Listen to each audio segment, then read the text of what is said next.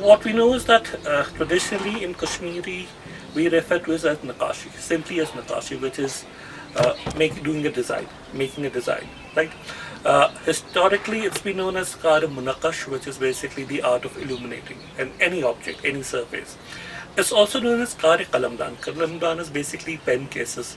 So there is this tradition that during the 10th century in the Seljuk Iran, they introduced these paper mache, pen cases, and it was a very prized possession from the rulers to the poets to the part of your society. But then somehow this tradition also became a part of Kashmir probably during the early to mid part of the 15th century. We had one of the most renowned Kashmiri sultans of the Muslim period, Zainul Abidin, and he's generally associated with a great deal of patronage of arts and crafts and learning. So, I mean, going tangentially away from the main subject, he's a person who translates Mahabharata from Sanskrit into Persian, and this happens in the plains of the Indian subcontinent somewhat later during Akbar's period. And this is a guy who's ruling from 1420 to almost 1460. So, yet another extended period of reign. The land was quite rich or prosperous, you could say, and because of that, he had this inbuilt notion towards a certain sense of aesthetics, which we are calling Kashmiri art these days. So generally, if you talk to any artisan family, you do a sort of a study, you would say that this craft comes into Kashmir in vogue at a certain period, which is during the reign of Zainul Abidin. Initially, it starts with making these paper pen cases and then doing a decorative art surface. That's why it's known as Kare Kalamdan, or the artwork of doing a pen case. There are these two seminal figures in the Muslim parts of Kashmir. One is Mir Sayyid Hamdani, another is Sultan Zainul Abidin, and historically we identify all the crafts, all the art forms with these two persons. Regarding the possibility and the probability, I would say it's far more probable that the art form originates during the patronage of a sultan with all the resources of the state at his hand, rather than that of a missionary. And again, we are not too sure how long Mir Sayyid Ali spent here.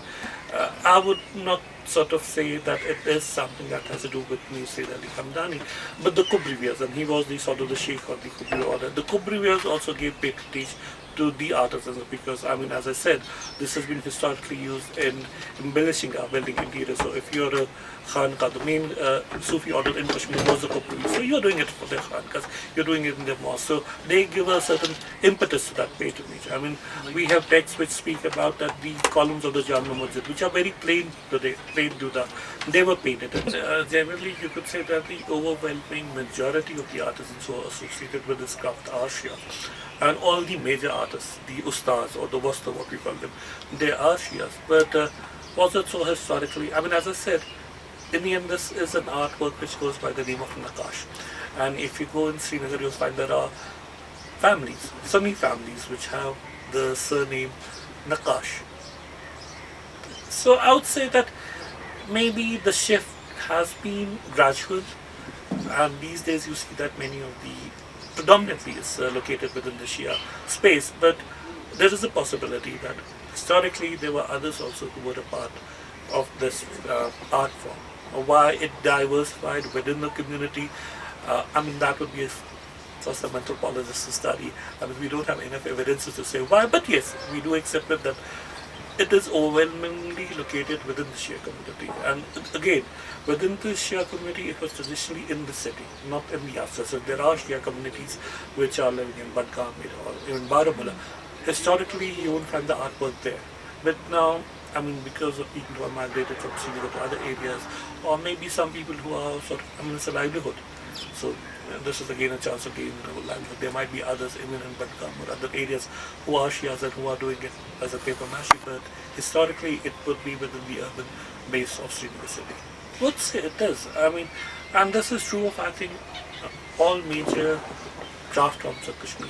If you go to any craftsman, whether he's a paper mache artist working with his brush on a plate, or a Sozni guy who's doing his embroidery, you do see a certain amount of dedication, and this is something that you need to feel. You can't sort of midget it up, I would say. You can't sort of put a certain template to it, a scale to it. So these crafts do speak about a certain level of devotion. Where does that come from?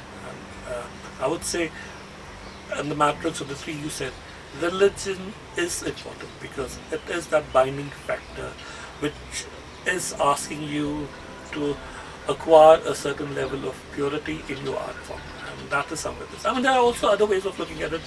Like they say it in Iran that nothing is perfect. The only thing that is perfect is the creation of God himself. So you can't achieve that level of perfection. And there are these traditions that the Persian artisans would deliberately have a leaf which is going awry just because they wanted to say that we don't want to approach that divine level of perfection.